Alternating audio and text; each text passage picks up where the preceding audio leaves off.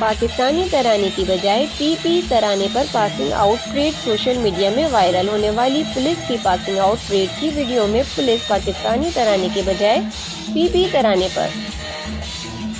इससे अंदाज़ा लगाया जा सकता है ये सिंध के शहरी इलाके में जाकर क्या इंसाफ करेंगे।